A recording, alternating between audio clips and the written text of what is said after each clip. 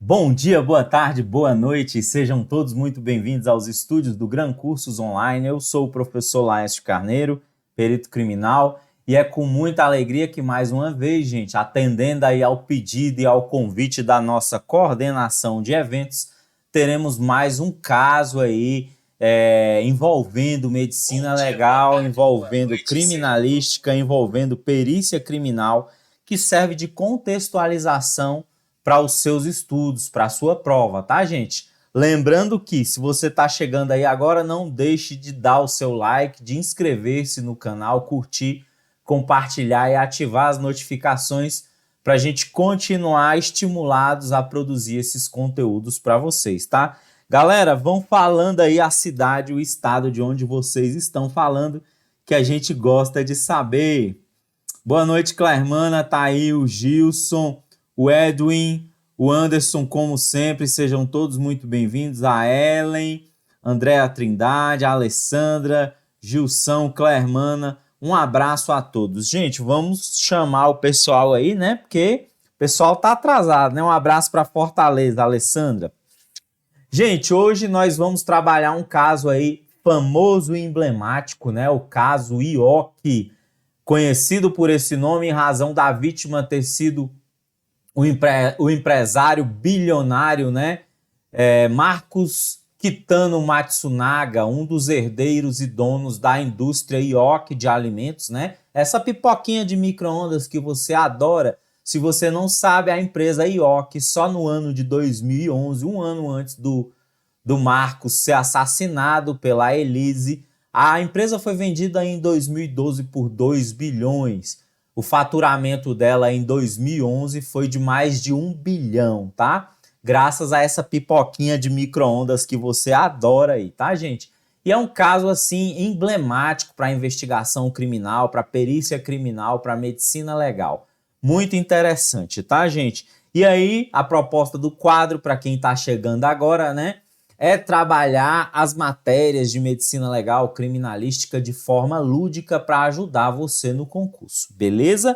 Mas antes da gente entrar no conteúdo propriamente dito, eu poderia, né, estar te pedindo aí um Pix de 100, 200 ou 300 reais, mas não, vou te lembrar aí que o Gran Cursos Online está em período de Black Friday, tá? E somente até o final da promoção é possível você adquirir a assinatura do Gran Cursos a partir de 50 centavos por dia, a depender das condições, tá? O Gran tem, por exemplo, a assinatura social para pessoas carentes, beneficiárias de auxílios do governo em razão da situação de crise. E aí, essa categoria de pessoas, por exemplo, poderá ser beneficiada com essa promoção. Então não deixe, gente, de adquirir a sua assinatura ilimitada por esse preço, por esse valor simbólico, tá bom? Condição nunca antes vista, beleza? Então vamos lá, tá aí as nossas redes sociais para você se manter atualizado, tá? Gente, o nosso moderador aí gentilmente colocou o material na descrição do vídeo, mas como de costume, o meu material, ele tá passando por constante aprimoramento. Preparei essa aula para vocês, mandei para diagramação, depois disso eu incrementei ainda mais. Terminando a aula aqui, vou colocar lá no nosso grupo de Telegram o material também para vocês, beleza? Tá aí as nossas redes sociais para você acessar o melhor do nosso conteúdo. Gente, tá aí a capa da série Elise Matsunaga, Era Uma Vez um Crime, né? Que estreou recentemente aí no Netflix, não só no Brasil, como nos Estados Unidos, por ter sido um caso de grande repercussão. Recomendo, se eu não me engano, já terminei de assistir, são apenas 4 episódios, tá bom? Em que vai ser narrada lá todo o desenvolvimento da conduta criminosa, e aí você vai poder analisar se a Elise foi de fato vítima, como ela coloca na série, ou se ela foi de fato a criminosa fria e sanguinária. Aliás, o que você acha? Coloca aqui nos nossos comentários, coloca no chat. Você acha que a Elise agiu premeditadamente ao assassinar o marido, esquartejá-lo e eliminar partes do corpo às margens das rodovias aí de São Paulo? Você acha que ela agiu friamente, premeditadamente? Ou você acha que ela agiu por razões e motivos meramente passionais, conforme ela relata na série? A gente vai narrar aqui os fatos e você vai fazer o seu julgamento, a sua análise, e no final eu quero saber da sua opinião aqui nos comentários, no nosso chat, beleza, galera? Esse vídeo vai dar muito o que falar. Então tá aí, vamos saber primeiro um pouquinho quem era o empresário Marcos Matsunaga, gente. Marcos Matsunaga, um empresário paulista bilionário, herdeiro, juntamente com o irmão, jovem tanto quanto ele, nada mais, nada menos que da empresa Ioki. Ele herdaria do seu pai, é uma empresa familiar que existe no Brasil desde a década de 60, especializada na produção de alimentos, principalmente em derivados do milho. Exemplo, a massinha para cuscuz, aquele flocão, a pipoca de micro-ondas, também o milho de pipoca comum e vários outros derivados do milho são produzidos por essa indústria brasileira, né, de origem oriental, que foi vendida em 2012 por 2 bilhões de reais, tendo faturado 1 bilhão no ano anterior. O Marcos Matsunaga, filho de orientais, né, formado em administração pela Fundação Getúlio Vargas, em São Paulo, era um dos gestores, um dos CEOs da empresa Ioki. E ele era casado em 2004, ele era casado, tinha uma filha, tá? Com a ex-companheira. Isso mesmo, a Celina, a farofa, que delícia, né? Quem gosta de farofa aí, coloca aí no grupo. Eu vi que tem muito nordestino aí, minha família é do Nordeste. O enfeite central da mesa da cozinha é uma farinheira, gente. Se não tiver a farinheira no centro da mesa, tá? Então é um paulista de 42 anos, casado, tá, gente? Empresário e diretor, um dos herdeiros das indústrias Ioki. Gente, ele conheceu a Elise em 2004, conforme nós veremos adiante. Quais os gostos do Marcos Matsunaga? Ele era um cara sofisticado e exagerado ao mesmo tempo. O Marcos gostava muito de vinhos, de charutos, e inclusive era atirador, desportista, caçador, tá? Durante as investigações, a polícia chegou a apreender lá, né? Constatar a presença só em charutos de R$500 mil em charutos, tá? Em vinhos, mais de 1 milhão. Em armas, mais de 2 milhões. Ele era colecionador, tá? Atirador, desportista. E tinha esses gostos exóticos e tudo isso ele vivenciava com a Elise. Ele colocou ela nesse meio, ensinava tudo para ela e ela tinha gostos semelhantes, tá? Só que o Marcos tinha um probleminha. Gente boa, casado, trabalhador, mas gostava muito de garotas de programas, tá? E foi assim que ele conheceu a Elise em 2004. Só para a gente chegar um pouco ao contexto da morte do Marcos, ele morreu em 2012, em maio de 2012, quando a empresa estava sendo negociada, estava sendo vendida por 2 bilhões de reais. E a Elise sabia dessa negociação, tá? Eles já não estavam em uma fase muito boa, ela já tinha mencionado a possibilidade de pedir separação, só que, segundo ela, eles viviam brigando há uns 2 anos, há mais de ano. Eles tiveram a filha em 2011. Depois disso, eles tiveram várias brigas. E ela chegou a falar em separação e, segundo ela, todas as vezes ele a ameaçava de tirar a criança dela e ele dizia que ela ia voltar para o lixo de onde ela teria vindo, da família dela, né, que não teria condições de nada. Isso são as palavras da Elise, tá, gente? narrando os fatos, tentando justificar uma narrativa de crime passional. E quem era a Elise? A Elise era essa moça bonita aí, de 31 anos, tá? Natural de uma cidade do interior do Paraná, chamada de Chopinzinho, uma cidade de pouco mais de 20 mil habitantes, paranaense. Conheceu o Marcos Matsunaga aos 31 anos. A Elise era uma menina muito inteligente, muito dedicada na escola e formou-se como técnica de enfermagem. E depois disso foi embora para São Paulo, tá? Foi lá onde ela conheceu o Marcos. E lá, depois de conhecê-lo, ela cursou Direito e formou-se em Direito também. Depois, a Elise, ela relata na série que ela teve um histórico de violência sexual no ambiente de casa, do lar. Segundo ela, teria sido violentada pelo padrasto. Ela morava com a mãe e o padrasto, tá? Ela narra que tinha um trauma de infância, inclusive narra que teria tentado fugir de casa depois desse acontecimento. Tudo isso é perguntado para ela durante o interrogatório, tá, gente? Aí depois que ela era uma estudante muito dedicada, muito inteligente, aluna de destaque mesmo, depois que formou em enfermagem, foi para São Paulo trabalhar como técnica de enfermagem. Só que ela não trabalhava só como técnica, tá? Ela trabalhava também como garota de programa. Em 2004, ela conheceu o Marcos Matsunaga em um evento, em uma feira de vinhos em São Paulo, né? Tem muito esses eventos. É uma cidade muito importante no que diz respeito a negócios e comércio. E esses grandes eventos são muito comuns em São Paulo e teria sido nessa situação que eles se conheceram, passaram a sair. O Marcos era casado, mas tinha o hábito de sair com garotas de programa.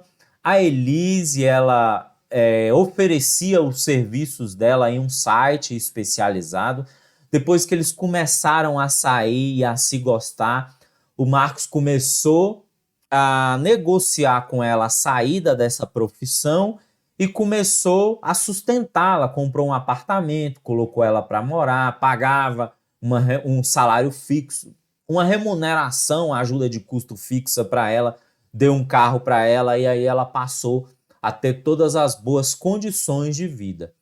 Poucos meses depois de estarem namorando, tá? Eles namoraram de 2004 a 2009. Em 2009, o Marcos separou da mulher e casou-se com a Elise, tá? Certo. Aí eles se apaixonaram e foram viver juntos, né? Durante os primeiros anos, os primeiros meses, eles viveram muito bem. Eles tinham o desejo de ter filho, mas a Elise tinha dificuldade de engravidar. Embora eles já estivessem em uma fase de crise de relacionamento, ela estava fazendo um tratamento para engravidar e acabou por engravidar em 2010, tá? Eles casaram em 2009, em 2010 a Elise engravidou. Tá aí fotografias belíssimas do casamento deles, né, gente? Deixa eu só atualizar aqui a nossa página do YouTube para ver como é que tá aí. Gente, clica na setinha e chama todo mundo. Tá aí fotos belíssimas do casamento deles, né? Um evento, uma cerimônia muito luxuosa, com tudo do bom e melhor, né? O cara, ele não era só milionário, ele era multimilionário, ele era bilionário, tá, gente? O cara nadava no dinheiro. Tá aí as viagens deles, muito felizes, certo? Viviam muito bem. Tá aí um dos principais hobbies deles, né? Caçar. Inclusive, eles viajavam muito para o Pantanal para caçar. O Marcos tinha armas maravilhosas. Para quem gosta de arma, né, gente? Eu também sou entusiasta de armamento e tiro. Ele tinha armas maravilhosas, fuzis, rifles de caça, certo? E aí, gente, o que que aconteceu? Depois de ter a neném, eles começam a se desentender novamente. E a Elise começa a desconfiar que o Marcos tinha um relacionamento extraconjugal e a atraía. E aí ela contratou um detetive particular para acompanhar o Marcos. Isso em 2012. E quando a neném já tinha 1 ano, a Elise resolve viajar, já não estava muito bem com o Marcos, para dar um tempo para sair fora, ela resolve viajar para a família, para o interior do Paraná, para apresentar a criança aos avós, aos pais dela. E aí, segundo ela, como ele já apresentava um comportamento agressivo, ela desconfiava que ele a estava traindo, ela resolveu contratar um detetive. Há quem diga que ela viajou para ele se sentir totalmente livre e ela contratar o detetive e flagrar de verdade. O que você acha? Você acha que ela viajou mesmo para apresentar a neta aos avós e por causa dessa crise resolveu contratar esse detetive, ou ela premeditou a situação? Ela organizou a situação? Conta aí o que você pensa para a gente saber, tá? Então ela, desconfiando da traição, começa a falar em divórcio. Segundo ela, né, o Marcos não gosta muito disso e começa a apelar, porque, gente, o cara é bilionário. Estava prestes a passar por uma negociação de 2 bilhões. Então, a parte considerável dessa herança, dessa negociação, seria dele. Especula-se até que o pai dele, em vida, já teria passado os negócios para ele e para o irmão. Então, ele seria, nessa negociação, ele pegaria, no mínimo, algumas centenas de milhões de reais. E há quem diga que ela premeditou a situação para fazer o divórcio e receber a parte dela, tá? Isso a gente não tem como saber, né, gente? O que você acha, gente? Gostaria de saber a opinião de vocês. Aí ela contrata esse detetive e viaja, tá? Viaja para Chopinzinho em 17 de maio de 2012. Quando foi no dia 18, o detetive liga para ela. Está confirmado, eu flagrei, eu filmei, eu fotografei, você quer as imagens? O detetive flagrou o Marcos Matsunaga jantando e se encontrando com a garota no Hotel Mercury de São Paulo, tá? Ele não ia para motéis, gente, ele ficava em hotéis 5 estrelas e frequentava os restaurantes dos hotéis 5 estrelas com as acompanhantes dele, tá? E aí a Elise, muito furiosa, dia 19 de maio de 2012, um dia seguinte, depois do detetive mandar essas imagens para ela, segundo ela, com muita raiva, muito nervosa, ela decide voltar e pega o avião. Ela chega em São Paulo, tá aí a imagem, ó, gente, do Marcos Matsunaga, né? O Marcos Matsunaga e a coleguinha dele, tá?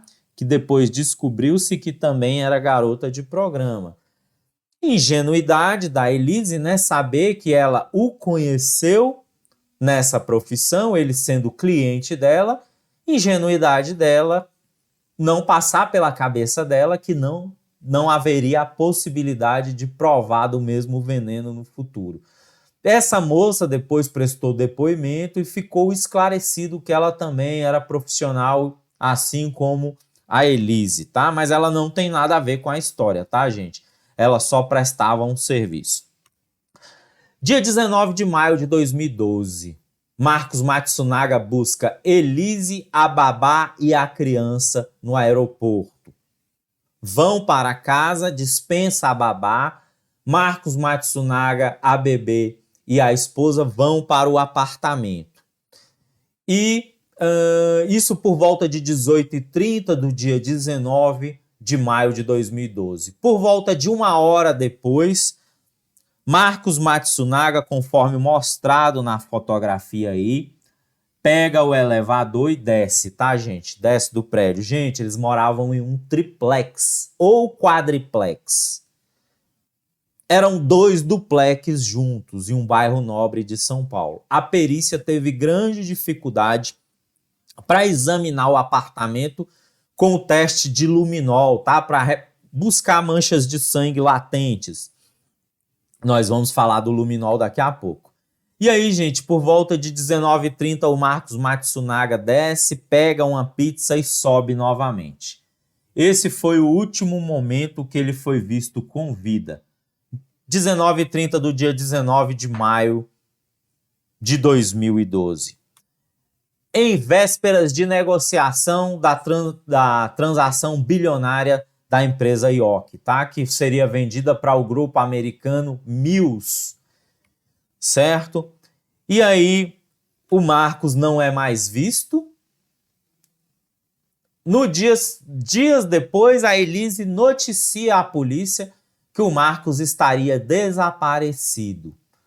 E noticia a família dele também, inclusive ela relata, ela informa a possibilidade à família de que desconfiava que ele teria fugido com outra mulher, porque ela desconfiava que estava sendo traída. Inclusive, ela foi visitar a família chorando muito, e a família ficou muito preocupada com ela, dizendo para ela não se preocupar, que ela não passaria dificuldade, que ela receberia todo o apoio da família.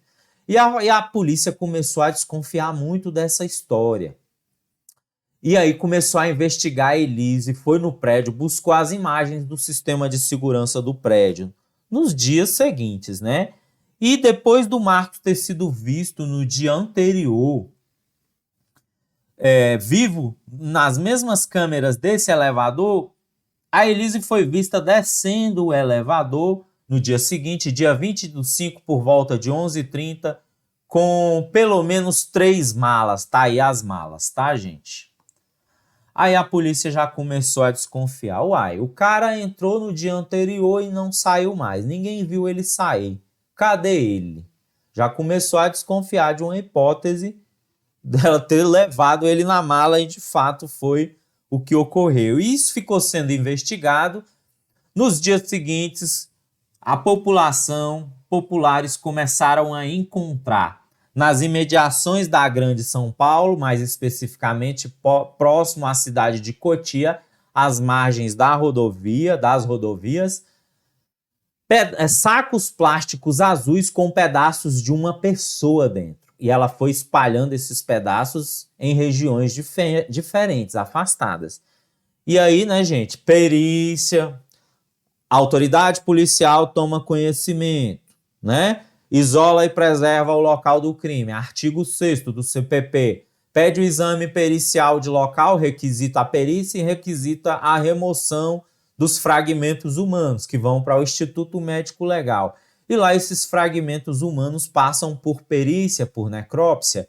E lá o Dr. Jorge Pereira, que eu vou mostrar para vocês daqui a pouco, constata se tratar de um cadáver de um homem oriental de aproximadamente 1,80 m, características essas compatíveis com a do empresário desaparecido, tá, gente? Estão aí os fragmentos. Tá aí o doutor Ricardo Salada, o perito criminal que atuou no caso, fez o exame de local, fez a reprodução simulada e fez a perícia de luminol no apartamento. Dr. Ricardo Salada, colega de São Paulo, Polícia Científica de São Paulo, engenheiro, tá, gente? Tá aí. E aqui nós temos o Dr. Jorge Pereira, o médico legista que fez a necrópsia dos fragmentos do Marcos, e quais constatações ele obteve. Tá aí, ó. Tratava-se de um cadáver masculino, oriental, de aproximadamente 1,80 m, apresentava orifício de entrada de projétil de arma de fogo na região frontal esquerda. Aqui tá, gente, ó, região frontal do lado esquerdo. Tá aqui o meu bonequinho, então tá aqui, ó, orifício de entrada na região frontal do lado esquerdo, e o tiro tinha trajeto descendente, ou seja, tá aqui o projétil. O tiro foi efetuado de cima para baixo, da esquerda para a direita. Esse era o trajeto do tiro, tá? Além disso, Dr. Jorge Pereira constatou aqui a presença de zona de tatuagem. O que significa zona de tatuagem, galera? Coloca aí no chat para nós, coloca aí no chat. Então, ele constatou zona de tatuagem, o que permite concluir que o tiro foi a longa ou a curta distância? Curta distância, né, gente? O corpo estava dividido em pedaços, em quartos, tá? Cortado aqui, cortado aqui, cortado na cintura, certo? Qual é o nome disso? Esquartejamento, né? Conforme a gente já estudou, a gente já viu nas lesões, no capítulo de lesões de natureza especial, decapitação, esgorjamento, degola, esquartejamento, espostejamento, empalamento. Já falei de tudo isso para você. Se você ainda não viu, veja as nossas aulas. A gente fala disso tanto nas aulas teóricas de medicina legal, como a gente fala nas aulas de criminalística, quando traumatologia forense, local de crime, local de morte vem dentro de criminalística, como a gente fala nas nossas aulas de exercício. Os nossos alunos saem peritos, tá bom? Quando os nossos alunos cursam com a gente medicina legal e criminalística, eles saem literalmente peritos em traumatologia, tá, gente? O corpo encontrava-se em início de decomposição, tá? Gente, o corpo, o Marcos morreu dia 19, a Elise desovou o cadáver dia 20 e ele foi encontrado dia 23, tá? As partes foram encontradas dia 23. Então, estava em fase de decomposição já inicial, tá? E, segundo o laudo do doutor aí, ele teria sido cortado vivo. E aí, gente, de acordo com os nossos estudos, lá da nossa aula de lesões de natureza especial, por que que ele sugere que a vítima tinha sido cortada viva? Ele indica que o tiro não matou e ele indica que encontrou vestígios de sangue na árvore respiratória, na traqueia, nos pulmões, certo? Doutor Jorge Pereira relata isso. E aí, o que que você acha, tá? Eu tenho a minha opinião, mas eu não vou falar a esse respeito, tá? O que que você acha? Coloca aí. Tá aí, gente. Tá aqui, ó, a região frontal. O tiro foi aqui na região frontal esquerda. Tá aqui os membros inferiores. Tá aqui o tronco do Marco. Tá aqui a cabeça do Marco. Gente, na internet eu consegui obter fotos em alta resolução dessa situação, mas em respeito, né, à pessoa, por ser uma pessoa muito conhecida também, não julgo conveniente a gente trazer aqui, então eu peguei essas fotinhas aí em baixa resolução, só para ilustrar, porque eu sei que vocês gostam de medicina legal, é ilustrada, mas a gente tem sempre esse cuidado para preservar as pessoas, né? Então eu trouxe essas fotinhas pequenas aí em baixa resolução, meramente ilustrativas. Gente, a Elise, dias depois, acaba por confessar o crime sob investigação. E aí, qual a versão dela? Qual a versão dela? Depois que nós chegamos de viagem, eu contei para o Marcos que eu tinha certeza de que estava sendo traída e eu contratei um detetive e eu tinha as imagens e eu queria uma posição dele. Diante disso, ele se demonstrou muito agressivo, muito violento. Começou a me atacar, dizendo que ia tomar a minha filha de mim. Começou a me xingar, dizendo que eu era um lixo e tinha vindo do lixo. Falou que tomaria a guarda da criança de mim, porque juiz nenhum daria a guarda de uma filha para uma ex-prostituta, que eu ia voltar para a minha terra, e depois ele desferiu um tapa no meu rosto. Essa é a versão apresentada por ela. E aí, o que que você acha? A versão dela é verdadeira? Aí depois ela relata que eles continuaram discutindo, na casa tinha arma por todas as partes, nas gavetas, na sala de jantar, e ela fala que o Marcos estava muito próximo de uma arma quando ela voltou do quarto. E aí ela pegou a pistola porque ela se sentiu ameaçada. Segundo ela, ele a provocou a atirar quando ela estava a mais ou menos 2 metros de distância dele. Ele teria avançado contra ela e dito: atira que você não tem coragem. Aí, segundo ela, a 2, 3 metros, teria efetuado o tiro, conforme aí, gente, conforme mostrado nessa imagem da reprodução simulada Tá aqui o doutor Ricardo Salada, ela empunhando a arma conforme ela relata. Tá aqui a região frontal esquerda do perito, que está fazendo o papel da vítima. E aí, gente? Reprodução simulada, artigo 7º do Código de Processo Penal. Já falei para vocês, tem uma aula minha gratuita de reprodução simulada no YouTube, cortesia do GRAM, para você, reprodução simulada na sequência, armas de fogo. Essa aula é top, é show, não é porque fui eu que ministrei. Assista a aula para vocês verem, é mais de 1 hora de aula gratuita, reprodução simulada e armas de fogo, gente. Tá grátis aí no YouTube. Beleza? E aí, gente, o laudo cadavérico aponta um tiro de trajetória. Tirem as crianças da sala e os fracos da mente não olhem, por favor, tá? As minhas aulas são assim. O laudo cadavérico aponta um tiro de trajeto descendente, ou seja, de cima para baixo, da esquerda para a direita.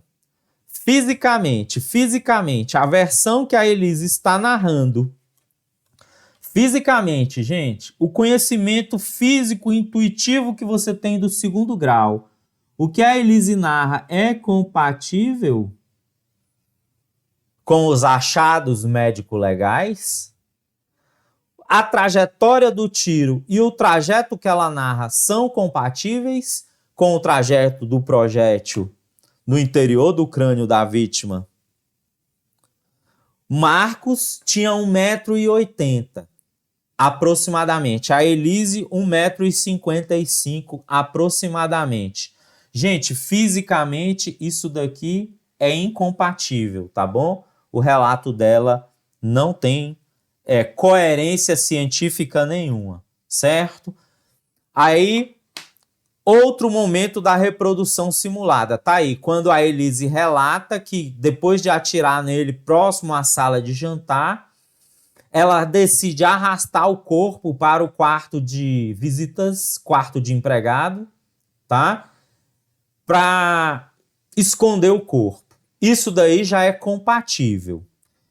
Ela lavou o apartamento e sumiu com os vestígios de sangue. Mas a perícia revelou as manchas de sangue latentes lavadas com o luminol, né? O reagente quimiluminescente,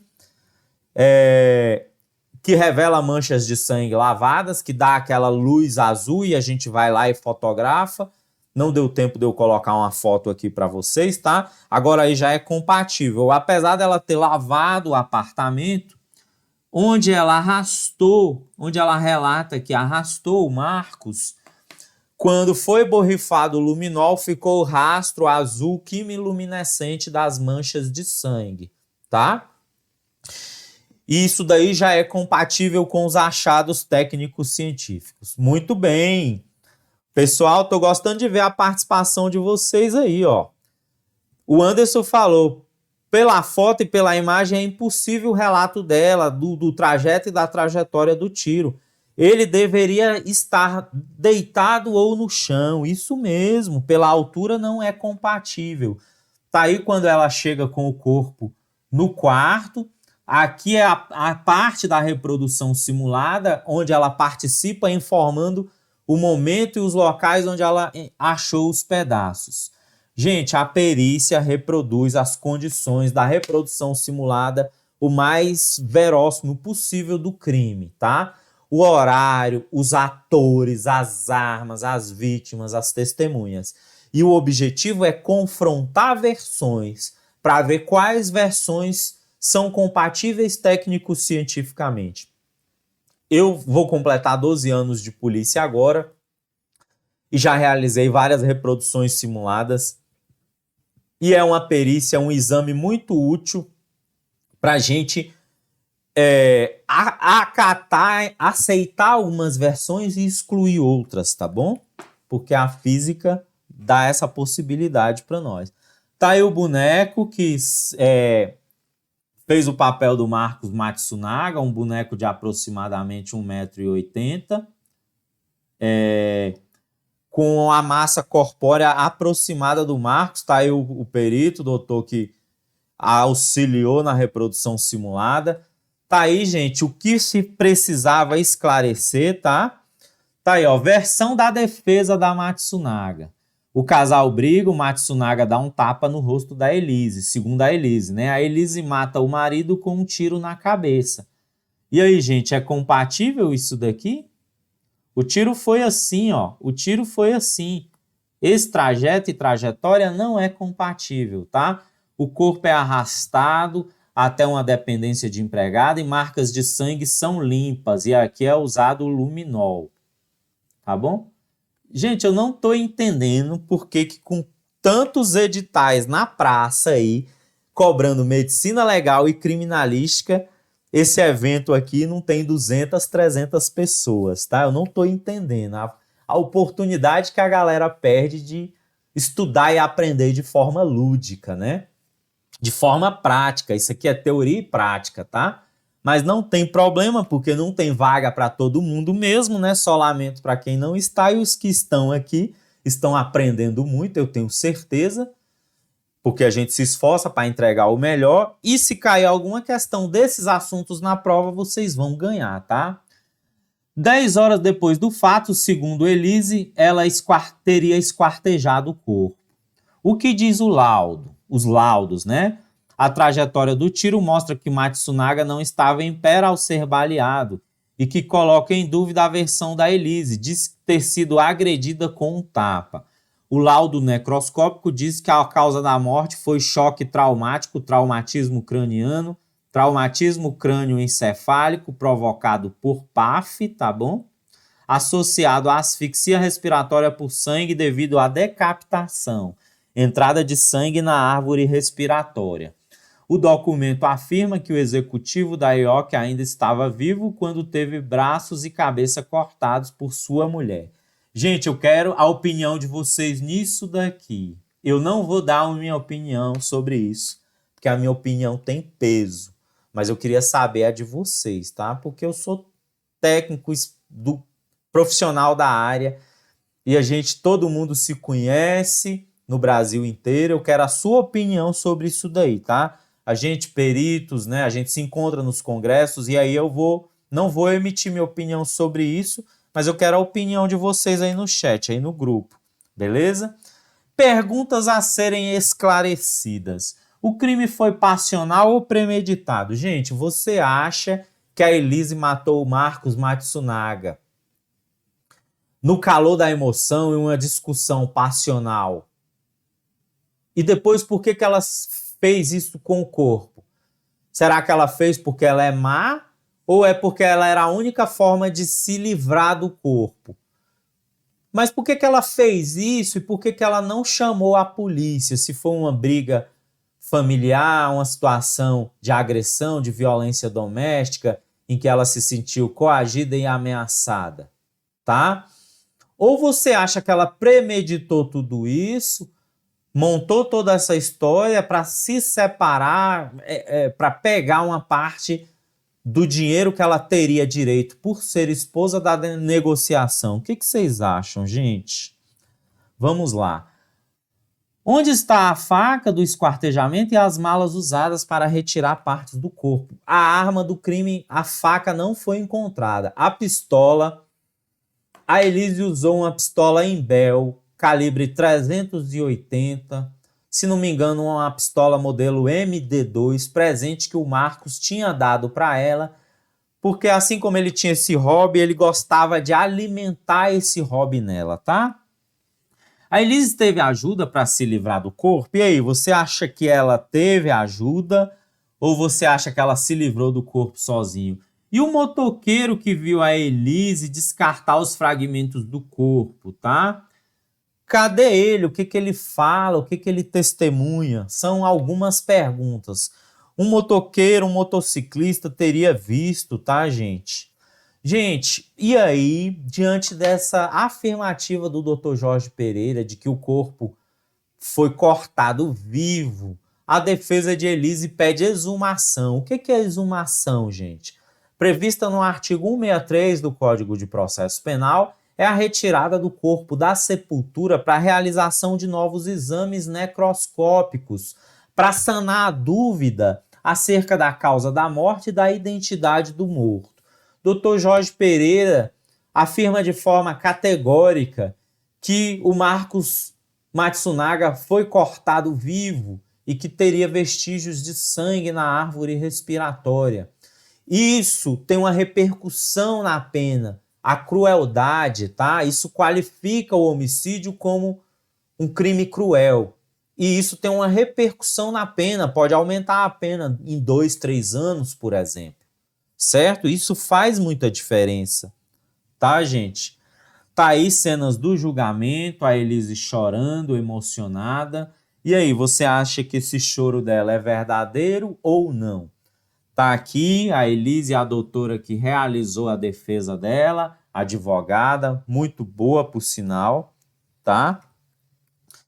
Tá aí, gente, o resumo da ópera. Elise foi condenada a 18 anos, 9 meses e 1 dia de prisão.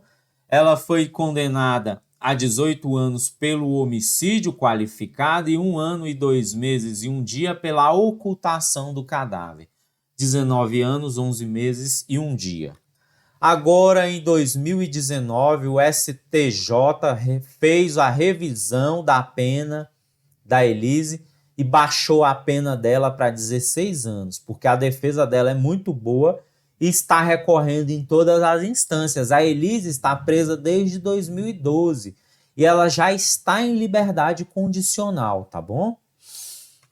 Ela está presa desde 2012, faz 9 anos, ela pegou inicialmente 19 anos e 11 meses, quase 20 anos. A defesa realizou inúmeros recursos e conseguiu baixar a pena para 16 anos. Gente, faz diferença?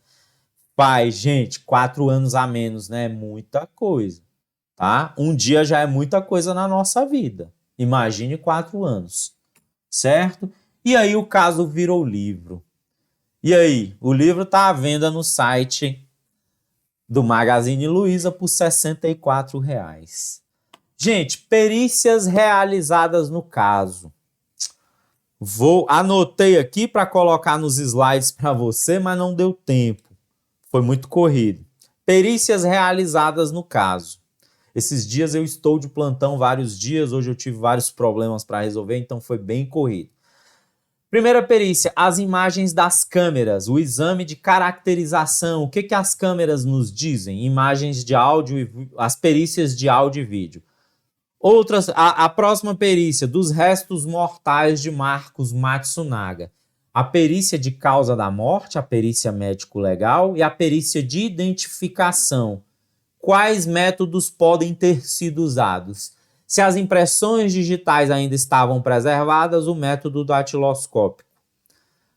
Se não, o método odontolegal, método de identificação pelos arcos dentários, tá? Mas se não foi possível, o método de DNA, tá? Confronto do material genético questionado do corpo com o material genético padrão fornecido por um familiar próximo do Marcos.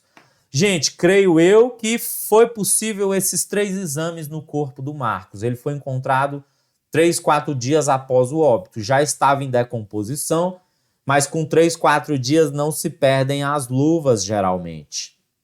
Ele foi encontrado em ambiente seco, razoavelmente bem protegido, dentro de um saquinho. Algumas partes, creio eu, que estavam no mato, já melhora a temperatura, já melhora um pouco a decomposição, tá? Já retarda um pouco, tá? Creio eu que o método odontológico também seria possível, porque o Marcos, uma pessoa de classe alta, com certeza frequentava bons dentistas. O dentista dele tinha os prontuários odontológicos dele. Prontuários odontológicos, moldes, raio-x, tá? E o exame de DNA tranquilo, né, gente? Por uma escova de cabelo, uma escova de dente ou material padrão fornecido pela família, tranquilo. O luminol, o exame de luminol para achar a marca de arrastamento do corpo no apartamento, revelar as manchas de sangue latentes lavadas. Aliás, eu estou concluindo mais uma especialização, é o curso de altos estudos em segurança pública, para ser promovido a mais alta classe de peritos dentro da minha instituição, e o tema do meu TCC vai ser fotografia forense, técnicas de fotografia forense aplicadas a luminol, tá? Eu sou fotógrafo, trabalhei com fotografia profissional muitos anos, e aí eu tenho um método que eu desenvolvi, que eu já uso há alguns anos, só falta colocar no TCC, colocar no artigo. Vamos trabalhar nisso depois, quem sabe eu gravo alguma coisa disso para vocês, tá? Gente, as manchas reveladas com luminol, a gente também pode coletar, mandar para o DNA e ver se o material genético é compatível com o da vítima. Depois que faz o teste de luminol, ainda dá para coletar material genético e fazer os confrontos. Outra coisa, não existe só o luminol, tem também um produto chamado Blue Star, que funciona bem semelhante ao luminol, tá? Foi feita também a perícia de reprodução simulada ou reconstituição. Foi feita a perícia de caracterização e eficiência da arma de fogo, certo? E foi feita a perícia de exumação do cadáver. Essas são as principais. Houve outros exames também, tá? Mas essas foram as principais, beleza? Então, deixa eu voltar aqui para o chat para a gente tirar as dúvidas. E é isso aí, galera. Deixa eu ver as dúvidas que vocês têm aqui. Vamos responder as questões? Eu elaborei uns itens para vocês, padrão CESP. Vamos lá, galera? Vamos responder? Tá aqui, ó.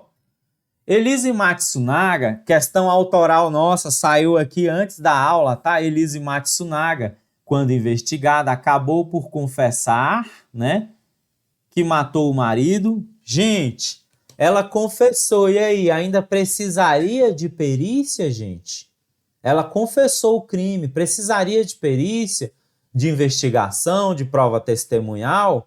Artigo 158 do Código de Processo Penal. Quando a infração penal deixar vestígios, é indispensável o exame de corpo de delito, direto ou indireto, não podendo suprir a necessidade desse exame a confissão do acusado. Então, a confissão não supre a necessidade de perícia. Não é porque teve confissão que não precisa ter perícia. Depois, a gente lá no futuro pode gravar o caso dos irmãos Naves. Tá? É o caso que deu... É o caso emblemático no Brasil que os legisladores brasileiros, o nosso ordenamento jurídico, percebeu que a confissão não poderia ser usada como único ou meio de prova principal para estabelecer a autoria de um crime, condenar ou absolver alguém, tá, gente? Foi um dos grandes erros judiciários cometidos pelo Brasil. Se você quiser dar uma gugada, estuda aí o caso dos irmãos Naves, o professor Guilherme de Souza Nucci, no livro dele, Manual de Processo Penal e Execução Penal, também narra, tá? Fala desse caso, depois a gente, se você tiver interesse, coloca aí no chat, coloca aí nos comentários, quem sabe depois, havendo interesse, a gente trabalha, tá? Então, Elise Matsunaga, quando investigada, acabou por confessar que matou o marido, o empresário Marcos Kitano Matsunaga, com um tiro na cabeça e que depois cortou o corpo em pedaços, separando a cabeça e os membros do tronco. Acerca dessa situação, julgue os itens. Considerando que o tiro efetuado contra a cabeça de Marcos apresentava zona de tatuagem e de esfumaçamento, pode-se concluir que o disparo foi realizado de encosto. E aí, galera, certo, errado ou oxi? Vou aguardar a sua resposta aqui no chat, de acordo com os conhecimentos que vocês têm aí adquiridos nas nossas aulas. Gente, zona de tatuagem de esfumaçamento. Gente, tatuagem eu tenho certeza que tinha. Esfumaçamento eu coloquei aí no item, não tenho certeza, tá? O que gera a zona de tatuagem de esfumaçamento? O tiro a curta distância. E se o tiro fosse de encosto no crânio, o que geraria? Câmara de mina de Hoffman. É diferente. Câmara de mina de Hoffman, buraco irregular, de bordos voltados para fora, de bordos revirados para fora com o sinal de Benassi, a marca de fuligem na calota craniana. Então, o item está, como diz o nosso querido professor Fernando Moura, um abraço para o professor Fernando Moura, que foi meu professor, me ajudou a passar nos concursos e hoje somos colegas de trabalho no GRAN, tá? Querido professor Fernando Moura, um abraço para ele. É errado, né, gente? Se fosse de encosto, a gente teria de ter aqui, ó, câmara de mina de Hoffman e não apenas esfumaçamento e zona de tatuagem, beleza? De acordo com a informação de que o corpo foi dividido em pedaços, ou seja, quartos, conclui-se que a vítima foi degolada e esquartejada. E aí, galera, certo ou errado, oxe, o aluno do GRAN cai nessa pegadinha aí. Essa vítima foi degolada, gente? Ou ela foi degolada e esquartejada? Gente, a degola. Meu laboratório de traumatologia forense hoje está sendo usado na alta, né? Degola, tá aqui, ó, ferida incisa ou corto contusa na região posterior do pescoço. Gente, pelo amor de Deus, tira as crianças da sala. Proibido para menores, tá bom? Então aqui, ó, esgorjamento ou ferida incisa ou corto contusa na região posterior, na região cervical posterior. Isso aqui é a degola. Cortar a gola, retirar a gola. Lateral ou anterior? Anterior ou a lateral? Esgorjamento. Agora, separou cabeça e tronco. Decapitação. Foi degolado? Não, foi decapitado. E depois foi esquartejado. Aí tá correto, a segunda parte tá correto. Agora, gente, e se falasse que o corpo foi expostejado? Expostejado é cortar em postas, pedaços irregulares. Também é uma lesão de natureza especial. É errado, tá bom? Ele foi decapitado e esquartejado, tá? O tiro que atingiu a cabeça do empresário é um meio traumático de natureza perfurante. É errado. Gente, projétil de arma de fogo, por excelência. Tá aqui, ó, um semi-encamisado ponta oca. Projétil de arma de fogo, calibre 38, semi-encamisado ponta oca. Tá aqui, ó, um projétil de arma de fogo encamisado total ponta plana. Professor, diabo é isso, encamisado? É jaquetado. Vixe, piorou. Gente, é essa camisa ou jaqueta de cobre. Esse projétil tem duas partes componentes. Tá aqui, ó, balística forense para a galera que vai fazer PCPB, balística criminalística aplicada. Quem é da PCPB, dá um alô aí. Balística aplicada, tá? Tipos de projéteis, tipos de munição. Tá aqui, ó.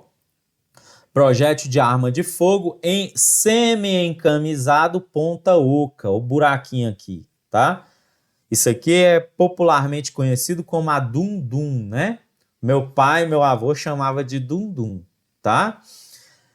Então, a jaqueta ou camisa é esse revestimento de cobre. E aqui dentro nós temos o núcleo de chumbo do projétil. Tá aqui o núcleo de chumbo, beleza? Fala aí, quem vai fazer PCPB? Pessoal da PCPB pede tanto, cobra tanto. Cadê essa turma aí, galera? Isso, a Gal, um abraço, um beijo pra Gal aí, ó. A Iana tá sempre com a gente. A minha prima Iana Carneiro, tá? A Slávia, a doutora Slávia, dentista, seja bem-vinda. O Carlos, isso mesmo, PCPB. Agora aqui, gente, ó, um cartucho de munição de arma de fogo, calibre 380. Essa daqui é encamisada, expansiva, ponta oca. Aqui nós temos o estojo, aqui nós temos o projétil, aqui nós temos a espoleta ou cápsula de espoletamento. Tá aqui um cartucho calibre 38, semi-encamisado ponta oca. Aqui a espoleta, aqui o estojo. Tudo isso é cartucho. Aqui é projétil. Esse projétil é semi-encamisado ponta oca, tá? E só isso daqui é a cápsula ou estojo, tá bom? Tá aqui, balística aplicada para o pessoal da PCPB, depois não reclama. Tá aqui, ó, de graça, 0,800 PCPB. Pela quantidade de inscritos, era para ter uns 500 nessa live, tá? Tá aqui, ó, o balinho, o projétil pequeno. Esse projétil é de arma de fogo de alma lisa ou alma raiada? Arma longa ou arma curta? Esse cartucho é de arma longa ou arma curta? Pode ser de qualquer uma.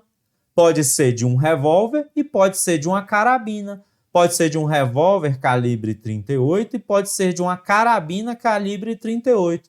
O que é a carabina? Arma de fogo longa de alma raiada. Professor, que diabo é isso? Alma, arma tem alma? Gente, a alma é o interior do cano. Isso daqui é uma arma de airsoft. Para eu não ter que tirar aqui da mesa, ela fica aqui, porque aqui já é, né, montado, beleza? A alma da arma é o interior do cano da arma. As armas de fogo de alma raiada têm um estriamento helicoidal no interior do cano, que serve para dar energia e estabilidade ao projétil, melhorar a pontaria, certo? As armas curtas geralmente apresentam os revólveres e as pistolas. Cuidado, aquelas garrunchas antigas tipo pistolão, que na realidade é uma espingarda com cabo cerrado e o cano cerrado, não. Aquelas armas são de alma lisa, o pistolê. Agora, as pistolas, os revólveres, têm alma raiada. O que significa isso? O interior do cano tem um raiamento. Então, esse cartucho pode ser usado em um revólver ou em uma carabina. O que é a carabina? Arma de fogo longa de alma raiada. Esse cartucho aqui é usado em pistola calibre 380. Esse cartucho aqui é um cartucho 9mm, encamisado total ogival, porque você vê aqui a jaqueta de cobre.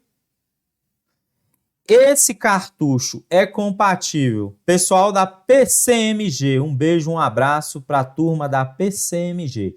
Em 2018 tivemos inúmeros aprovados e agora teremos novamente.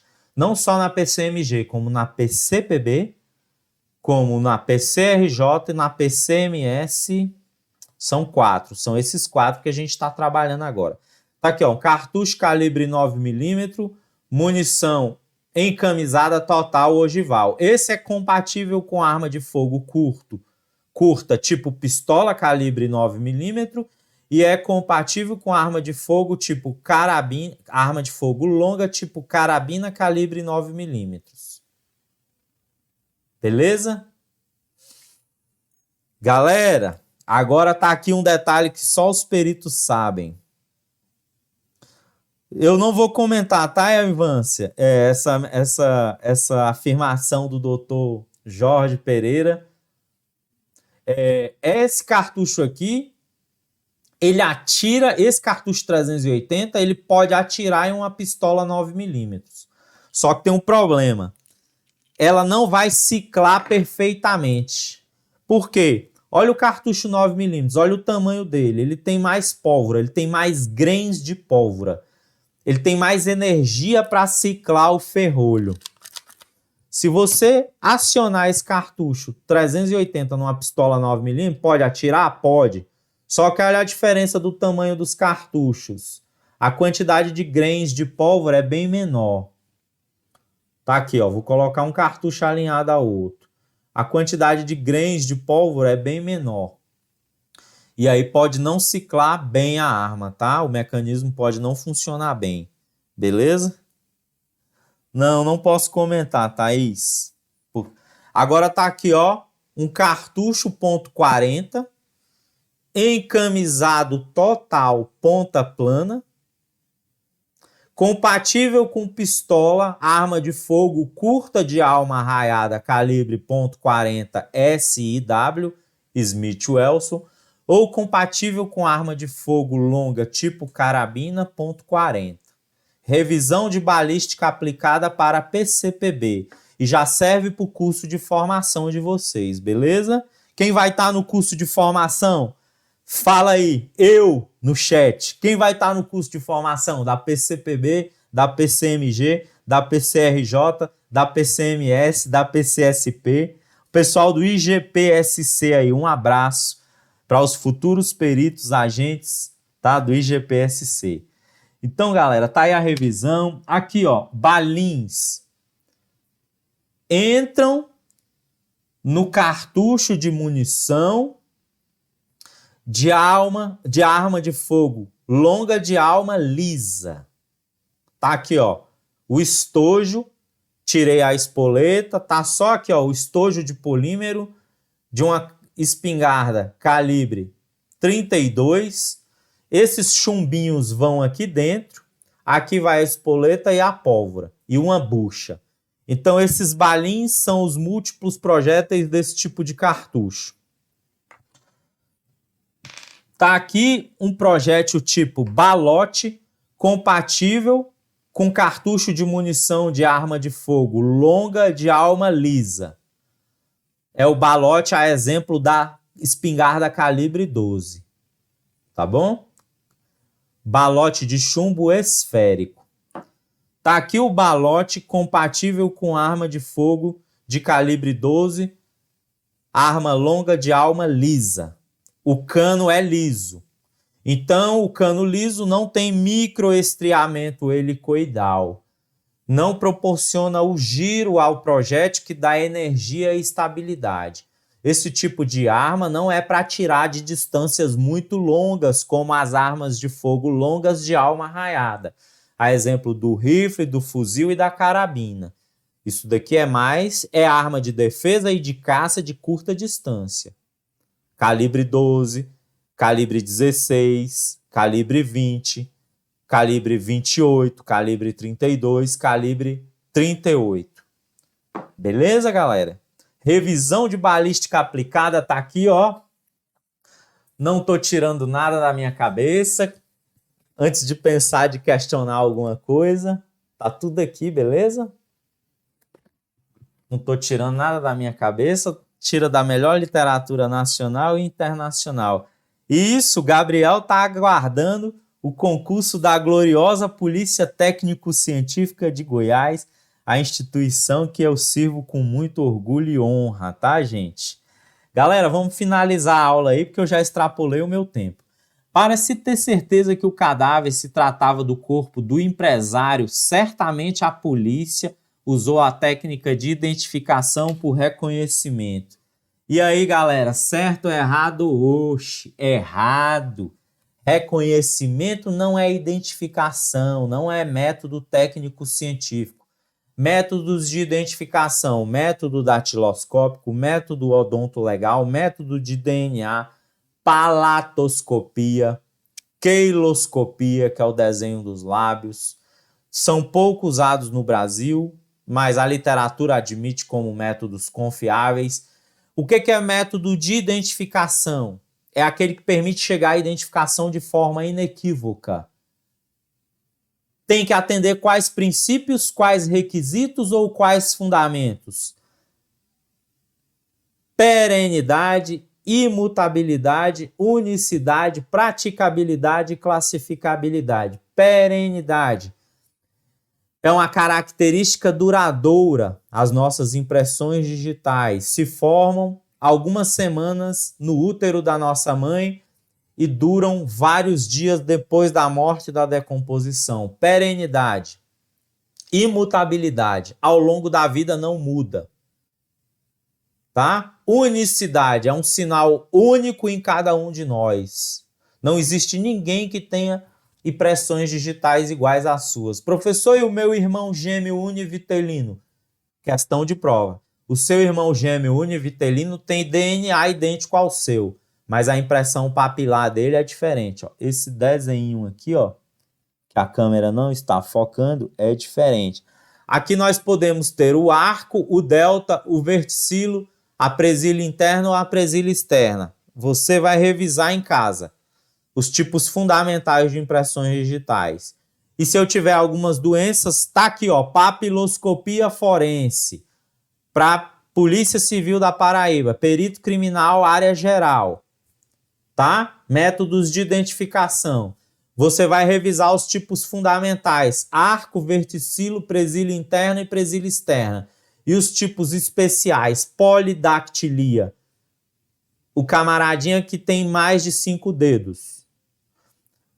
A hanseníase pode causar, por exemplo, a perda das impressões digitais. A ausência de dedos. Esse defeito pode diminuir a quantidade de impressões papilares, datiloscópicas. Então, são os tipos fundamentais. Lá na nossa aula completa tem uma tabela com as doenças e as características das doenças, que interferem nas impressões papilares. Então, o método confiável é um método que atende aos princípios da perenidade, imutabilidade, unicidade, praticabilidade. O método de identificação é viável, é prático no dia a dia e classificabilidade. Permite classificar os indivíduos e permite a busca rápida. Os 3 primeiros requisitos, isso pode cair em prova para perito, para médico e para delegado, níveis mais avançados. Perenidade, imutabilidade e unicidade são parâmetros biológicos. Classificabilidade e praticabilidade são parâmetros técnicos. Beleza? Então, galera, é isso daí. Tá aí a Black Friday, não se esqueça. E aqui a gente termina a nossa aula com estudo de um caso real, revisão de criminalística, revisão de medicina legal, traumatologia, identificação humana, noções de papiloscopia, noções de balística. O que vocês acharam? Coloca aí nos comentários que eu quero saber. Gentilmente, o GRAM autoriza depois eu subir esse vídeo para o meu canal, a equipe de eventos autorizou, eu vou colocar lá para você assistir e vai ficar aqui no canal do GRAM também. Beleza? Muito bem, Jeane. Veia 43121, nosso recurso mnemônico. Vamos ver aqui se tem alguma dúvida. Eu vou encerrar, galera. Hoje eu acordei 4 horas. Tô desde 4 horas ligado. Amanhã eu tô de plantão. Vamos ver aí. O pessoal da PCPB em peso. Gente, o que vocês acharam aí da nossa análise do caso Matsunaga? Haverá outros casos. Qual será o caso da semana que vem? Fala aí pra mim. Eu já sei qual é. Fala aí pra mim. Joga aí no grupo. Joga aí no chat. O que vocês acharam da revisão? Deu para contextualizar? O que vocês acharam? A Elise Matsunaga premeditou, planejou tudo? Ela tinha interesses patrimoniais? Ou foi um crime passional? Ocorreu no calor da emoção? Ela é vítima tanto quanto o Marcos Matsunaga?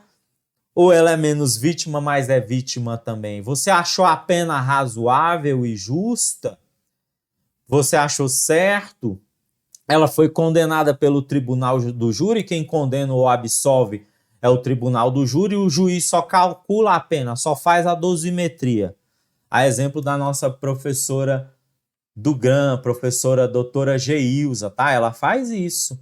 Olha, o caso PC Farias, ótima pedida. O caso Nardoni. Beleza, galera. Nós vamos falar desses casos aí também, tá bom? E o que vocês acham do caso Henri Borel? O que vocês acham do caso Flor de Lis? O que você acha do caso Bernardo Boldrini? O que você acha do caso Boate Kiss? O que você acha do caso Nardoni? O que você acha do caso Richthofen, caso PC Farias? O que você acha? Coloca aí para nós.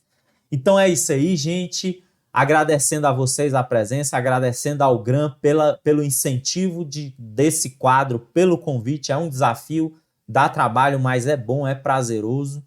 Valoriza a profissão, né? A gente estuda de forma lúdica. Agradecendo a presença de vocês, do GRAM, da nossa equipe de eventos, do nosso diretor, José Paulo, que está aí acompanhando a gente, da nossa moderadora. Vou jogar aqui o link do nosso Telegram para vocês. Hoje, lá no nosso canal do Instagram, teve uma dica importante, não perca. Lá é o resumão da marca de Gelinek que eu coloquei para vocês. muito recorrente em prova de concurso. Pode imprimir lá o post e colocar na sua escrivaninha. Tá aí o link do nosso canal do Telegram, para onde eu vou subir a aula agora também. E vou colocar o link da nossa dica do nosso canal do Instagram, para você imprimir o post, salvar, compartilhar o post, beleza? Gente, um beijo, um abraço, bons estudos e até a próxima. Semana que vem a gente tem mais um caso, beleza? Já terminamos aí a matéria da PCMG, estamos quase terminando da PCRJ e vamos dar continuidade aí nos eventos para esses concursos e para outros, e teremos eventos também para PCPB, beleza? Então falou, galera, um abraço e até mais. E o diretor agora vai cortar para a tela. Corta para a tela, diretor.